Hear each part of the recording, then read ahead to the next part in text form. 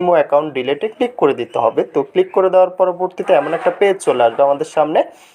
তো এখানে বলতেছে যে ইমো অ্যাকাউন্ট ডিলেট অ্যাপ্লাই করার জন্য। তো আমরা এখান থেকে জাস্ট অ্যাপ্লাইতে ক্লিক করে দিতে হবে। আমি এখান থেকে এটা অ্যাপ্লাইতে ক্লিক করে দিলাম। তো অ্যাপ্লাইতে ক্লিক করে দেওয়ার পরবর্তীতে এখান থেকে আমাদেরকে কন্ডিশন দিতে বলতেছে কী কারণে আপনি ইমো অ্যাকাউন্টটা ডিলিট করতে চাচ্ছেন। তো আমি জাস্ট উপরে একটা অপশন সিলেক্ট করে নিতেছি।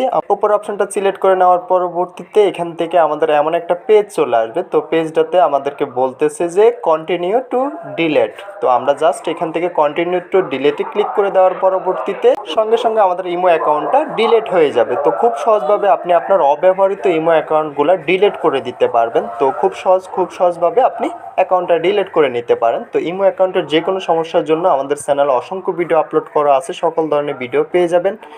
আপনার যে ধরনের সমস্যা হোক ওই ধরনের ভিডিও আপলোড করা আছে, আপনি দেখে নিতে পারেন। এবং আমাদের সাথে যোগাযোগ করার জন্য ডিসক্রিপশন হোয়াটসঅ্যাপ টেলিগ্রাম গ্রুপের লিঙ্ক পেয়ে যাবেন, ওইখান থেকে সরাসরি আমাদের সাথে যোগাযোগ করে নিতে পারবেন। তো ভিডিওটা আজকে এতটুকুই, দেখা হচ্ছে নেক্সট ভিডিওতে। সবাই ভালো থাকবেন। যাওয়ার আগে একটা কথা, যারা এখনো চ্যানেলটা সাবস্ক্রাইব করেন অবশ্যই চ্যানেলটা সাবস্ক্রাইব করে পাশে থাকা বেল আইকনটা প্রেস করে দিবেন। নিত্য নতুন ভিডিও পেতে অবশ্যই বেল আইকনটা প্রেস করতে ভুলবেন না।